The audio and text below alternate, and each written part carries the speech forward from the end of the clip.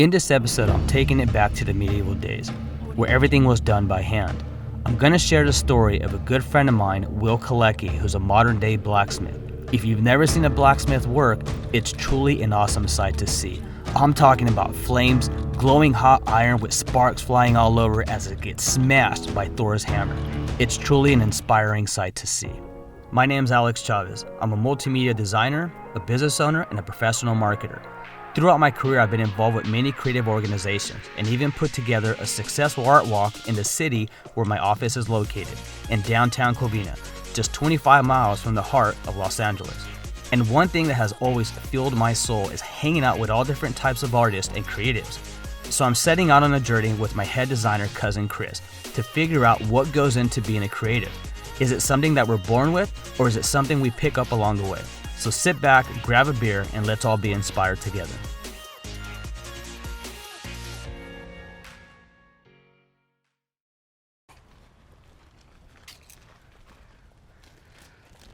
It's kind of crazy that he does all of this shit out of his own house, dude.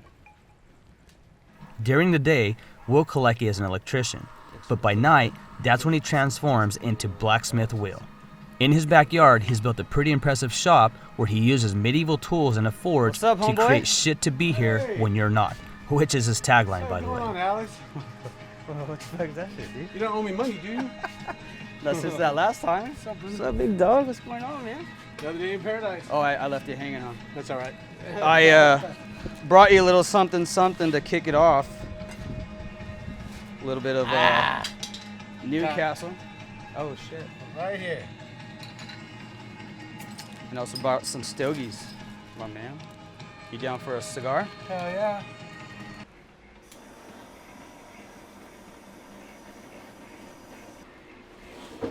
You just light it up like that, huh? Just remember, stop, drop, and roll.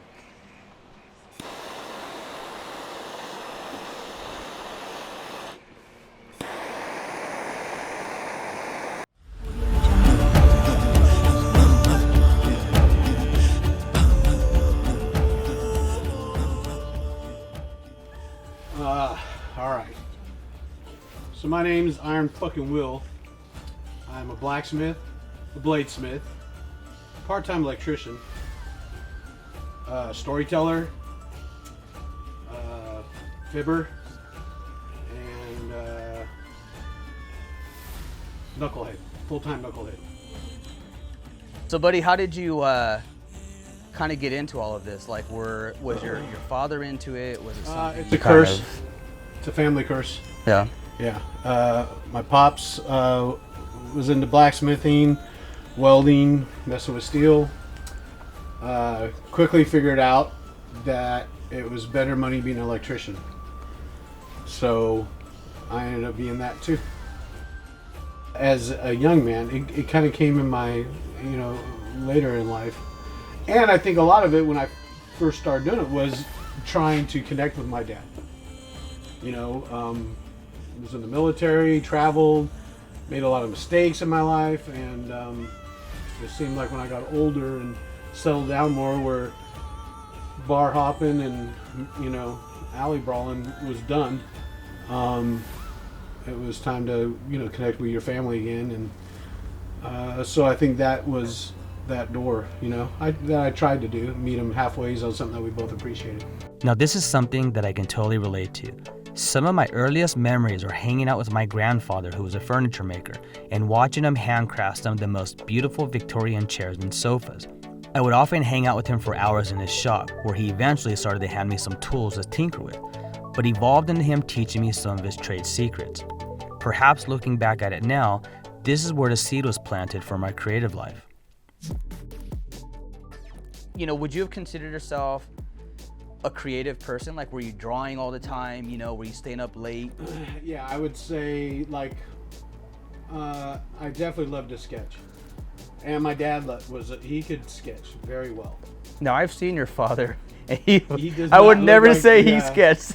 And my dad could draw horses that were phenomenal. Really? And that inspired me. I've known Will for quite some time, and the thought of him sketching does not compute in my head, probably because I've seen him around hot lava fire smacking metal around. but this is something that is true to my heart. I remember when I was younger, all I ever wanted to do was draw.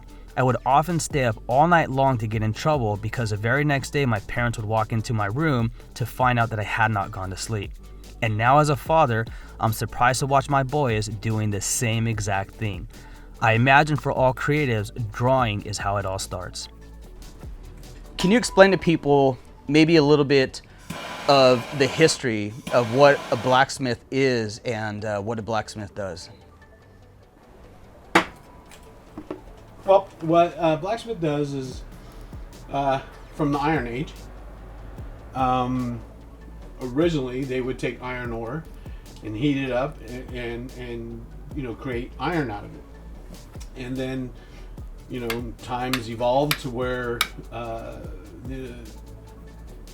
they infused carbon into the iron and made steel. So pretty much what it is taking a mineral, creating steel or iron out of it, and then the art of blacksmithing is manipulating it using heat. So you bring it up to a temperature that makes it malleable, makes it where you can move it, and you use different utensils, tools, and you manipulate it to do what you want. But you have some of those tools right here, right? Yep. These are... So that one I like to call Thor's hammer. Is that what you call it too? This is my favorite. This is my 5-pound rounding hammer. And these two hammers are actually... they were made by a toolsmith who's a blacksmith. And... Aaron Sergel, and he's a great guy. I'm gonna take you on a ride. We're gonna burn through the night. Why you're so salty? I'll still take a bite. In today's world, if you want to build a fence, it requires some nails, screws, and a power drill. But back in the medieval days, they didn't have the convenience of walking into a Home Depot or Lowe's. So, if you wanted to build that fence, it required you to visit your local blacksmith. If you were a king and wanted to kick your neighbor's ass to take over their land, you needed some weapons. So you went to your local blacksmith. Even if you and your wife were into a little S&M and needed handcuffs for some hanky-panky time, you guessed it, you had to go see your local blacksmith. And with a little bit of embarrassment, I imagine. What are some of the things that in current times that maybe you get requested to make that people come to you commission-wise? What do they hire you to kind of make for them? I get commissioned on a lot of knives. So knives. But I have somebody right now who wants an axe for their father-in-law that I gotta start. But they want to axe their father-in-law or for their father-in-law? It might be, I didn't get into that, but I probably should get a release signed that okay. I'm not responsible for what is done with the axe. I've even made gardening tools, like a gardening shovel to a trowel. So you've made a couple of hoes. A couple of hoes. Yeah, I never got the money from them hoes. Now I know there's functionality, right? So things that people may use, like you said, an axe, a hoe, or whatnot. But you also create a lot of very cool art stuff, like because I was on the board for the Downtown Association and Downtown Covina, we commissioned you to do these really cool awards, right? You want to describe that a little bit? Yeah, so that was for car shows. I made trophies for the car shows. And it's funny because, people are so, especially even car enthusiasts, they're used to welding. And I don't think a lot of people even knew what they won, because a lot of people probably would have looked at whatever I used, from flywheels to shafts, camshafts. There was very little welding done. If any welding was done, it was to make the brackets, weld the brackets to a flywheel that would hold the plates, the plaques, the word plaques. But there was one where it was like a camshaft, and I forged a victory wreath out of it, and that was without any welding. It was all the steel that was there that I forged and manipulated to make a decorative piece at the top of it. Do the guys that won that ever know? Probably not. Being underappreciated or someone not fully understanding the complexity that goes into creating any type of art or craft definitely sucks, and is something we all share across all mediums. As a graphic designer and a front-end web developer, I can think of countless times where I spent numerous hours on a piece of code or days designing a logo only to have the client take a glance at it or not even appreciate the effort. It's times like this where I bite my tongue, but truly wish I could just kick them right in the balls. Did I stump you? You might have stumped me. I just hope that people realize the amount of energy, art, math, not only that, but the years of attempts of doing something to get to where they're at, now, which is the same with anybody with any skill. You can look at something like that, and there's 2 generations behind something like that. So I just hope people realize the amount of work. This isn't something that you buy at Walmart that's going to be trashed in a year, and it's not something you're going to get at IKEA and it's going to be gone. It's handmade. It's not. You can go down the welding shop, and buy pre-made scrolls, and you look at a gate and there's 100 of the same machine bent scrolls. Every one of those scrolls were made, and they were handmade.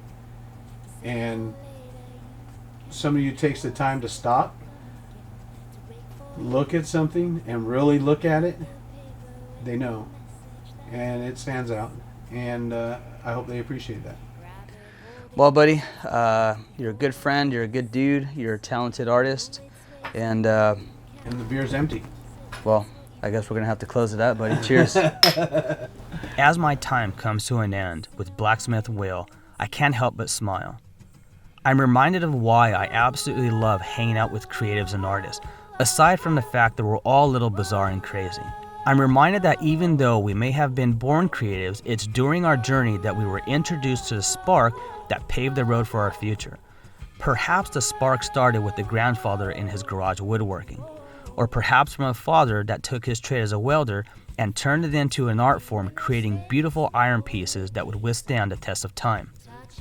Many times I often ponder, why as a creative a little piece of me dies inside day by day if I'm not out doing my craft? Perhaps in my next interview I can come a little bit closer towards answering this question. Either way, I'm really excited to meet my next creative, and I hope you'll stick around for the journey.